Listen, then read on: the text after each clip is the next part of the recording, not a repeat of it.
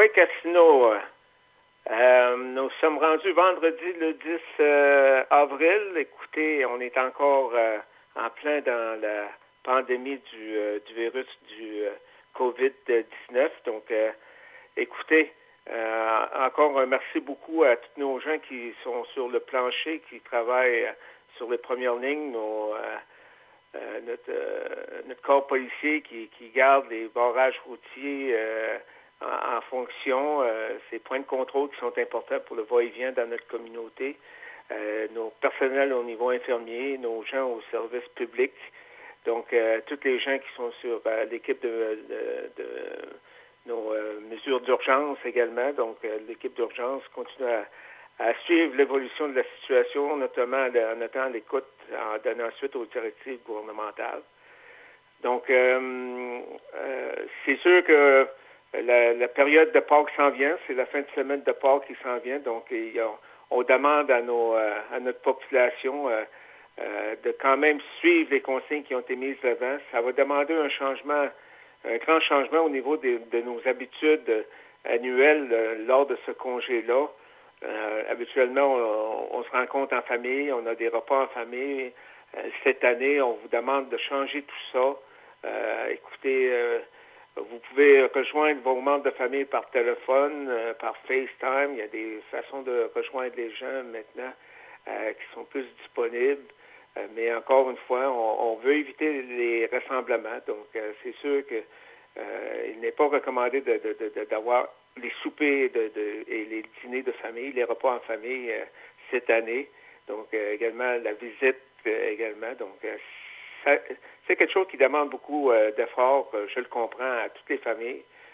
Moi, j'en ai une famille, vous le savez. Donc, je m'ennuie beaucoup de mes petits-enfants ces temps-ci, mais il faut faire avec.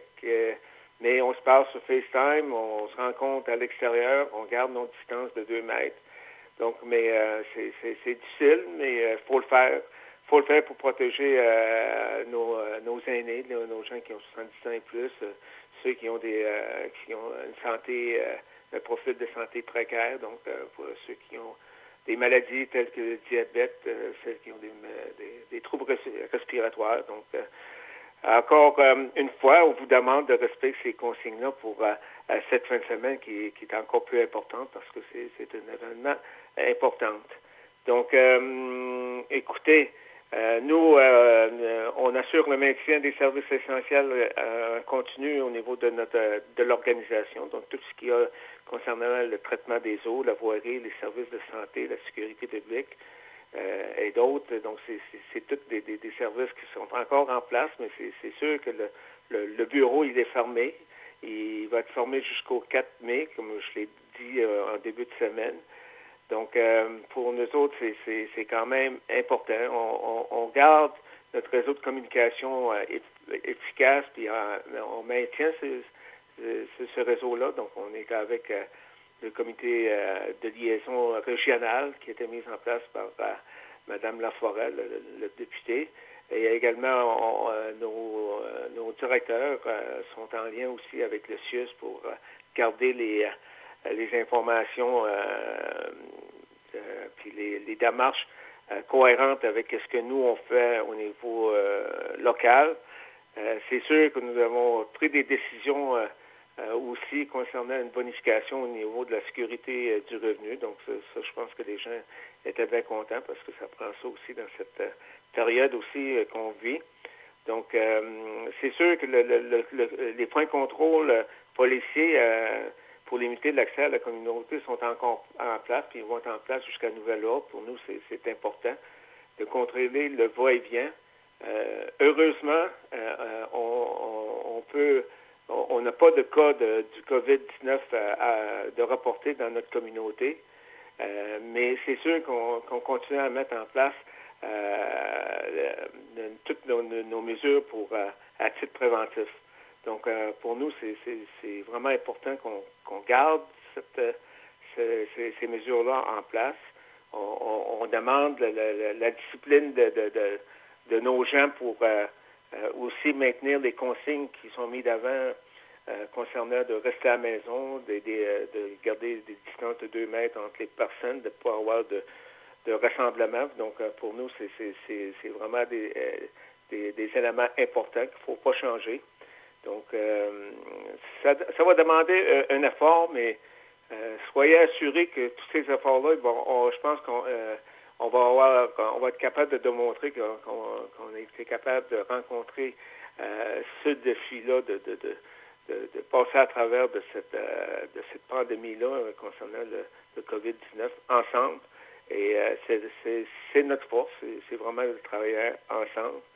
Donc, écoutez, il y a la ligne d'écoute là, qui est en place, vous le savez, c'est le 418-618-1546 pour les gens qui veulent parler, pas nécessairement du code du COVID-19, mais pour d'autres sujets qui se sentent seuls, qui ont besoin de parler à quelqu'un. Il y a des gens qui sont disponibles qui sont là, sont bénévoles pour parler avec vous. Donc, n'ayez pas de gêne, utilisez cette ligne-là, ça va vous faire du bien.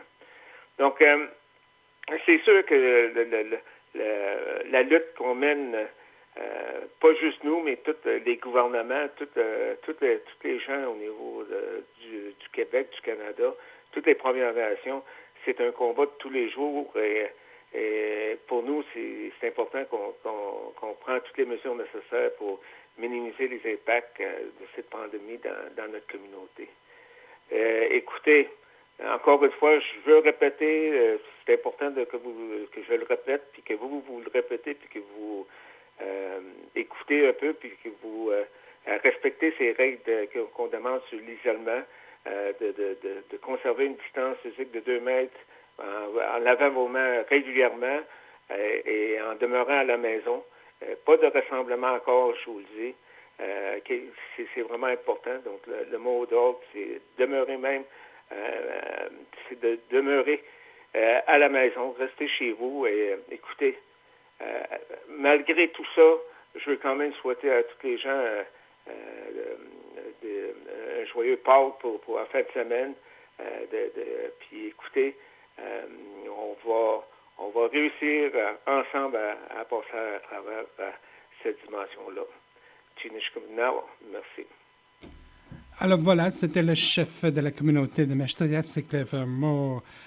Maintenant, pour la période de questions, comme première question, Clifford Inoutimore, alors, vous savez, qu'on vit présentement dans une pause, surtout avec nos entreprises qui existent à Meshtoyatz, existe-t-il une aide, justement, qui peut être apportée aux petites entreprises qui existent présentement à Meshtoyatz? Oui, écoutez, c'est sûr que présentement, en début de crise, c'est sûr que c'était la santé des personnes qui est notre priorité. Elle est quand même là, elle va demeurer là, la santé des personnes de notre communauté.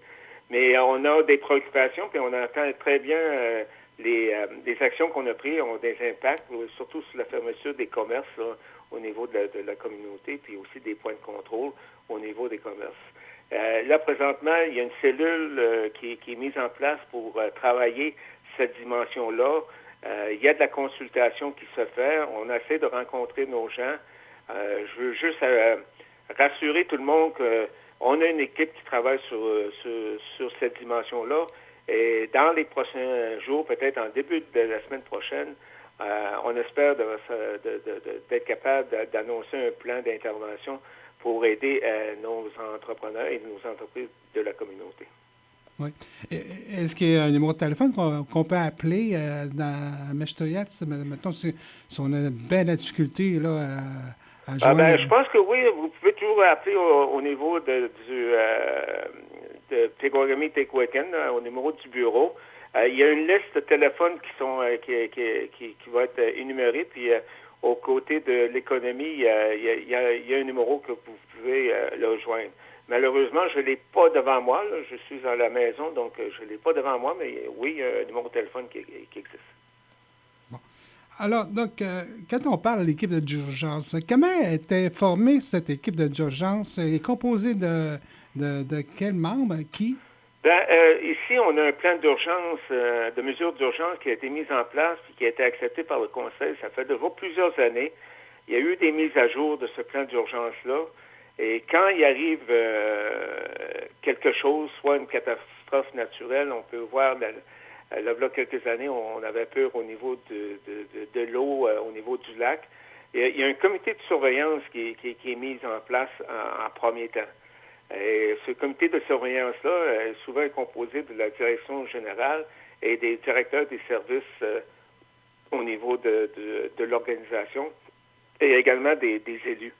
Puis quand on vient à mettre en place un plan d'urgence qui est une autre étape, là c'est vraiment une équipe d'urgence qui est mise en place, qui a été définie à l'intérieur du plan d'urgence, puis c'est la direction générale qui coordonne cette équipe-là.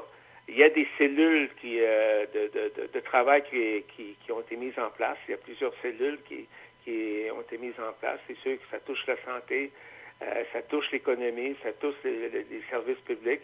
Il y a des gens qui ont été identifiés, il y a des gens qui ont été formés pour prendre en contrôle ces dimensions-là. Donc, c'est pas nécessairement des directeurs, c'est des gens qui ont reçu la formation. Puis ça, c'est ce plan-là, c'est cette équipe-là qui est en place là, présentement, qui va être en place au moins jusqu'au 4 mai. D'accord. Alors voilà, c'est tout. Alors, donc, c'était le chef de la communauté de Meshtoyat, c'est Nautimau, Clifford Moore, Meshtanishkamatin. Roger, puis bon congé pour toi, mon cher. Bon congé toi aussi. Miaou. Miaou.